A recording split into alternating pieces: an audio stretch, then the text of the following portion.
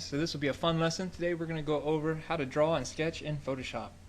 Okay, so right now I'm looking at DeviantArt.com, and this is an artist that I'm a big fan of. This is Scotty Young, or Cheeks74 on DeviantArt. So I'm basically going to use this as some reference, and I'm going to do a little sketch. Okay, so first thing I'm going to do is I'm going to click, for a PC you would press print screen, and what that does is that captures the screen. Then I go to Photoshop, File New, and Control V. As you can see, that captures the screen. Okay, and then what I can do is I can just grab this little square because I don't really need everything else. Control C, Control V, and what that does is that duplicated that square. I'm going to delete the rest. I'm also going to delete the well, I guess we'll leave the background layer in this one. Well, no, you know what? Let's not pick up bad habits. So delete your background layer and make a layer new fill layer. And the reason why I always do this is because this thing is infinite, whereas that background layer, it's limited. So if you were to make your canvas size bigger, then you would see this big square in the middle, and you'd have to go back in and refill the rest of the background. Whereas this thing is automatic. Okay, so we're going to do a vector background, and when I draw and sketch, I don't like to use pure white. Okay, it's not good for your eyes, and if you draw with white, you won't be able to see it. Okay, so let's do a light gray. We'll put that underneath our reference art. We'll actually name our reference art, and I'll drag that to the middle. And I'm also going to make a copy of that, a small copy, like a thumbnail version. Reference art, small, or you can put thumb for thumbnail. Thumbnail is basically a small piece of artwork. Okay. Control T, I'm going to make that small and drag that up into the top left corner. Actually, make it a little bigger. Hit Enter, and I'll chop off the sides of that. So I'm going to make my big one invisible, and then take this small one, and we're going to cut it down a little. So I'm just going to delete. So all I want is that main part there. Okay. Move that up to your top left. Okay, so I've got this guy up here, and then I've got this one here. Okay, so it's all just reference. And I'm going to put both of those in a folder called Ref. So for me, I like to work very organized. Name every layer, name every folder, keep everything in folders, and that way I can find myself. I don't get lost real easily. Okay. Now, let's go ahead and get out our brush tool. So I'm going to go over some brush stuff. Make sure this is on normal at first. Okay. Size of your brush is right here. Right, you can see it here. I'm going to have to hit New Layer button, or Layer, New Layer, or actually what I like to do is Control Shift N, and we're going to name this Sketch Layer. So it's got a sketch layer. Other good thing about having your background being a vector like this is it will not allow me to draw on it, which is good. I don't want to draw on my background. I want to draw on my sketch layer. So it helps me to be on the right layer. And for my reference layer, I'm going to hit this lock button, so that way I don't accidentally draw on my reference, and I cannot accidentally draw my background, so I can really only draw on my sketch layer, which is great. Okay. For your brushes, probably you'll have some circle brushes, so let's go ahead and get those out. Okay, something like this. Okay, we got a lot to review here because there's a lot of options for your brushes, which is good because you get a lot of options. Okay, so a lot of features. First things first, change mode to normal. You got your size, and then depending on what kind of brush you have, typically you will have hardness. Yeah, so here's a normal brush. Okay, so I want that a little smaller. And hardness, right? If you want a really soft brush, like an airbrush. Right? Soft edges, then you want hardness 0%. If you want hard edges, then turn hardness all the way up. Okay, so I want hardness to be all the way up. What else do we need? Opacity, and of course you have your flow. I'm going to change this to black and white. I want black. I just want a black brush. Okay, so I can see what I'm doing.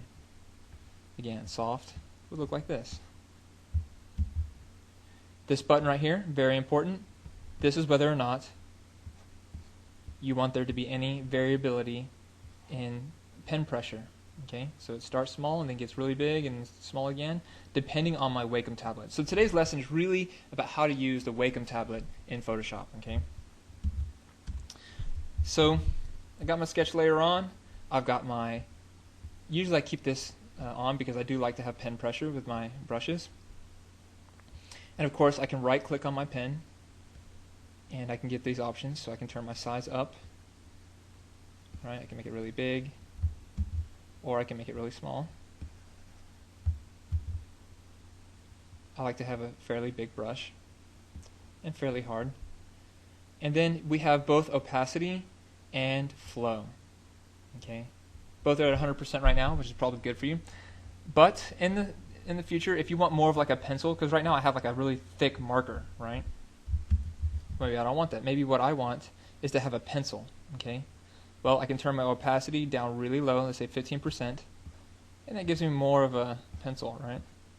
And the cool thing about this is I can build it up on the top of itself, right? So every time that I do it, it gets more and more opaque, and eventually it'll get to black, right? Which is kind of nice.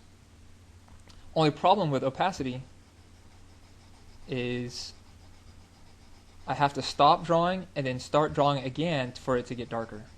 Okay, that's the difference between opacity and flow. Flow, let's say I turn this down to 15%. Now when I draw, if I keep going back and forth, it's like a pencil. If you keep going back and forth, it gets darker and darker. Okay, opacity does not get darker if you keep going back and forth. You have to stop, start again, then it gets darker. Flow keeps getting darker and darker, even if I don't stop. So I use flow. I don't like to use opacity. Okay, so we got that down. And what I like to do is I like to make my own shape. So I will grab a circle. I like to make it kind of wide, like that.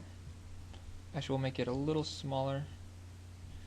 And then I'm going to edit, fill. Okay, that didn't work. I'm just going to hit Alt-Enter, or Alt-Backspace. Alt-Backspace takes your foreground color and it fills it with that foreground color. Okay, so I've got this black selected as a circle. You can see it if I zoom in. I'm going to go Edit, Define Brush. Define Brush Preset. I'm going to call that a wide brush. Okay, so now if I press Backspace, I delete that. Control D to deselect. I can go down to my eraser. I can erase what I've done so far. Press the B button to go back to my brush, or I can click on the brush over here. So now I can draw to my heart's content, right? And the cool thing is now I can go to my brushes over here, and if I go to the last one, oh, it didn't show up. I don't know where's my, what's in there somewhere, I guess. I'm not sure which one it is. Well, I guess if we go to, so if I click on this over here, it'll give me some options. Oh, here it is, brush presets. Click on brush presets, go down to the bottom, and here's my new brush I just created. So I created a brush that has a kind of a wide thing, right?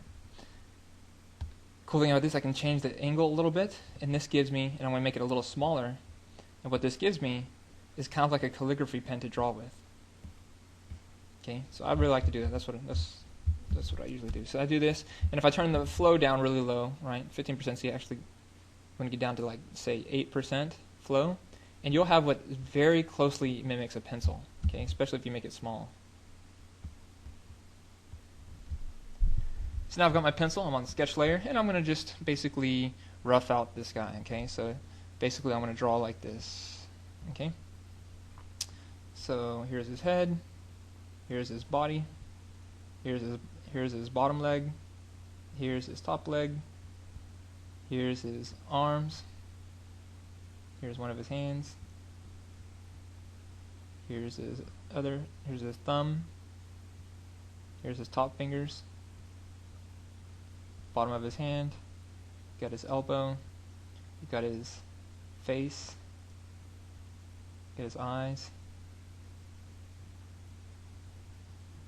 his nose, his mouth, his hair, haircuts across his eyes. And he's got a little bit of a hair over here. Okay. Got his body, his belt, his shoe,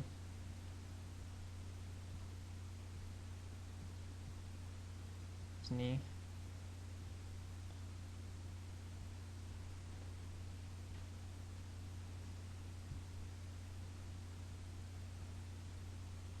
And the bottom of his leg, or the knee, and the back of his leg.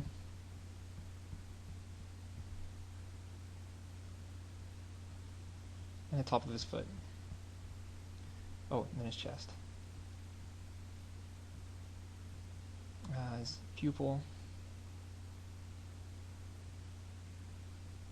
This other strand of hair. Oh, and you know what? Let me click the V button. Actually, I'm going to make the whole thing a little smaller. Because I got to make room for that pig. So I hit the enter button, moving back down a little bit to the bottom, hit the B button, and now I can finish out the rest of this shape. So I've got this big form on top. So I'm going to draw his head is like this. His snout,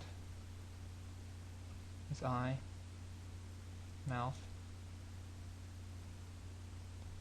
And then, of course, his ears, and the rest of his body.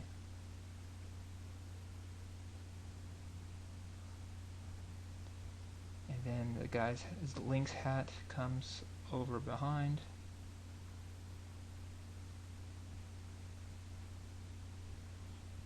Okay. And then I can kind of give some details on his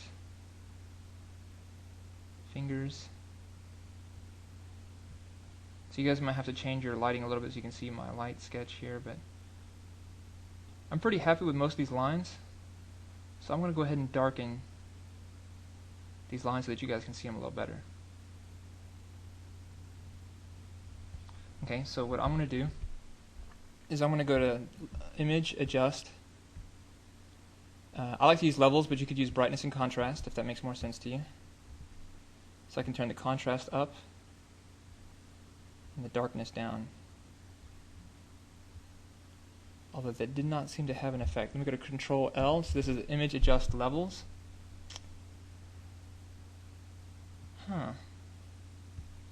Okay, well what I can do is I can duplicate this layer.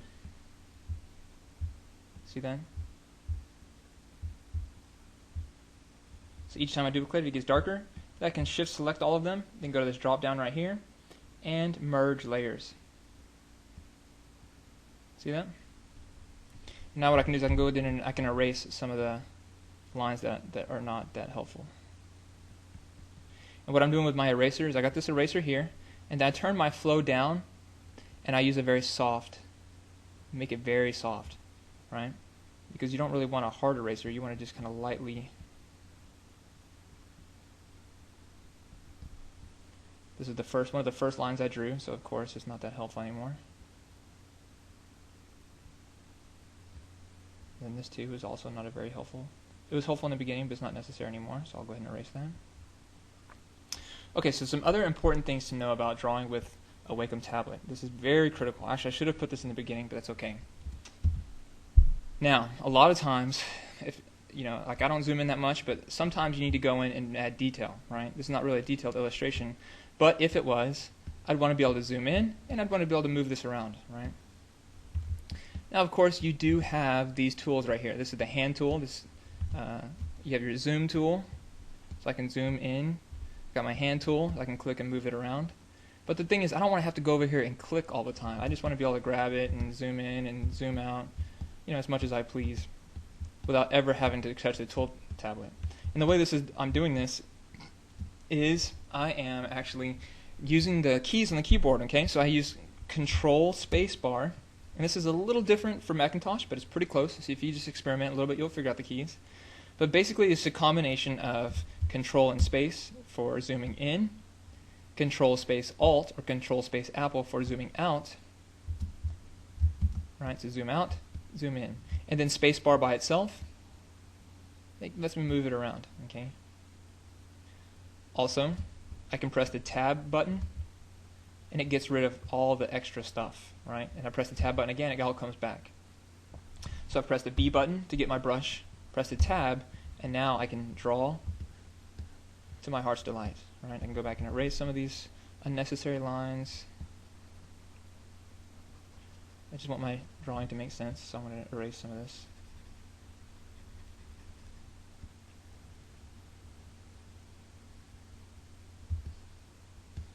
So is that starting to make sense? Now if I press the E button, I can get my eraser out. If I press my B button, then I get my drawing out. So E, erase. B button.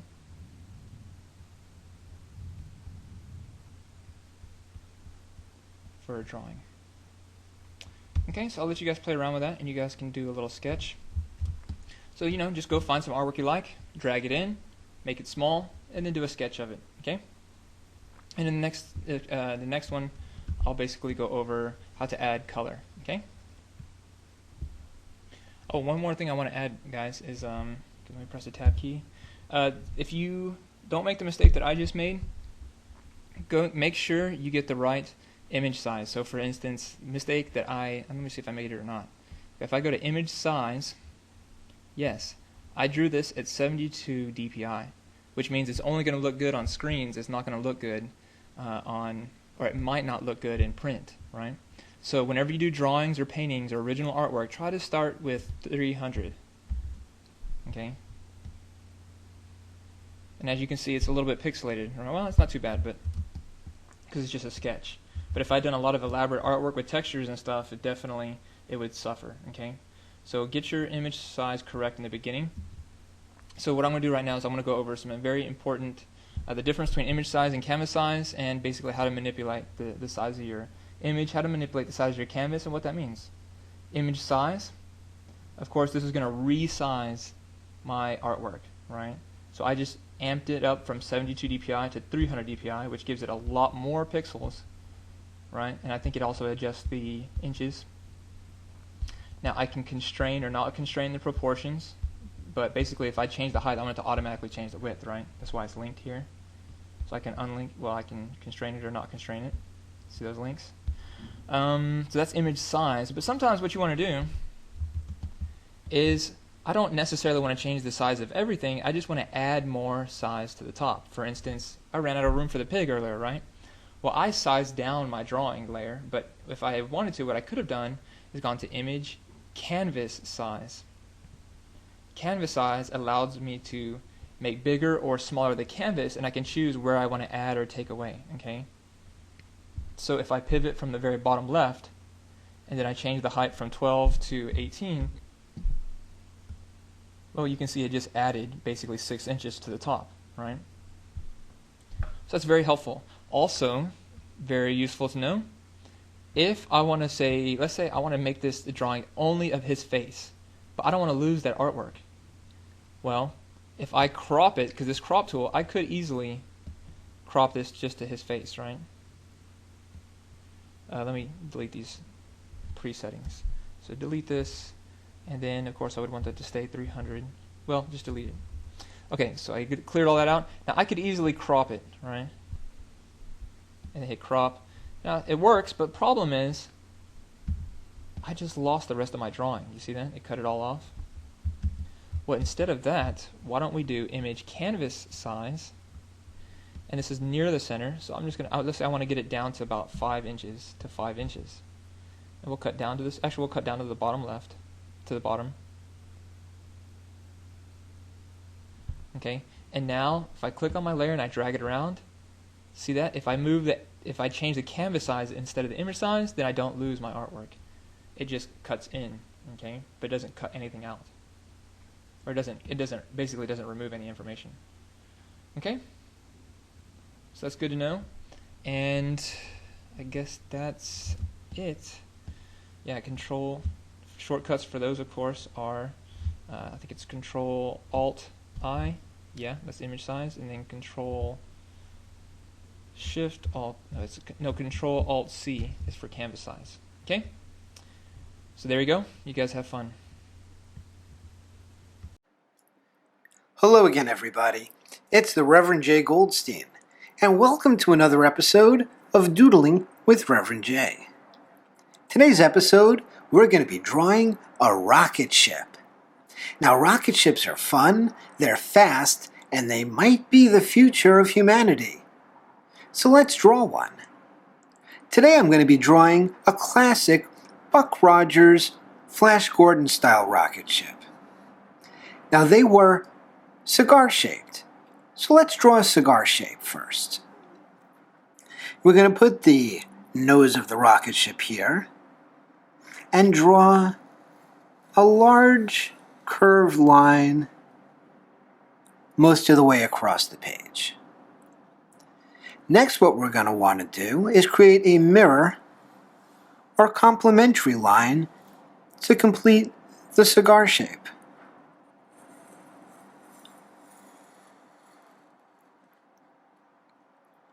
That's good enough.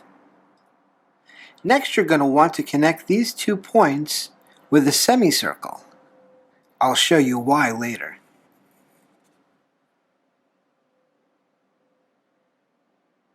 To keep this spaceship stable, you're going to want to give it little rudders. That can be easily done by making a diagonal line and then a line that follows this way the spaceship is going. Do that on both sides.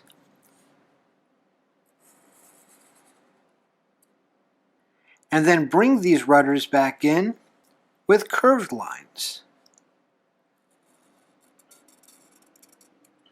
Now I'm doing this while I'm talking and from behind a camera, so it's not coming out as well as it ordinarily would. But you're getting the general idea, I hope. Next, let's place a little window up here in the nose cone so we know where the astronauts are and so that they can look out into space.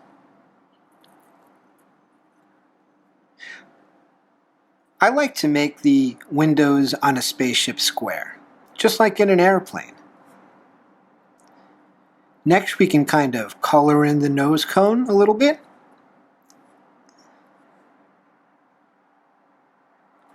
And put some little hash mark details right here on the rudders. I think that looks rather smart.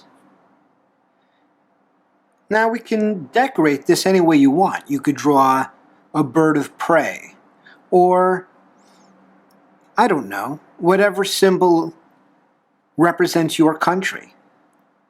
For my country, it's a bird of prey. But because I can't really draw one that easily, I'm going to make it say USA.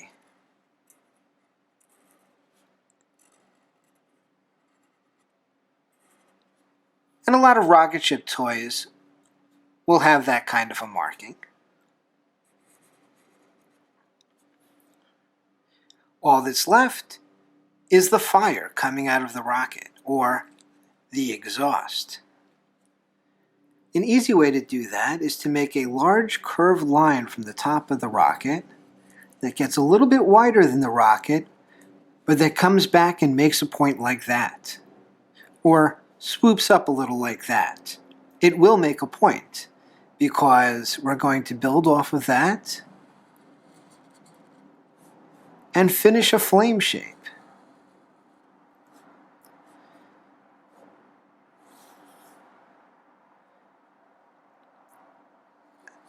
Now some lines in the flame will give it some depth,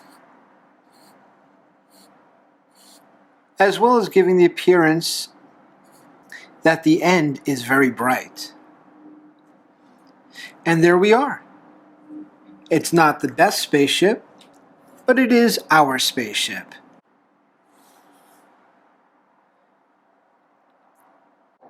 And that's all that's important. I hope you enjoyed drawing today, and if you did, please post a copy of what you've drawn. Send me a message or put a link down in the comments. Can you still do that on YouTube? Well, I guess we'll find out. If you enjoyed this video, please hit the like button, the share button, subscribe, and come back because next time we'll be drawing something else. It's Reverend J. Goldstein. Ta-da!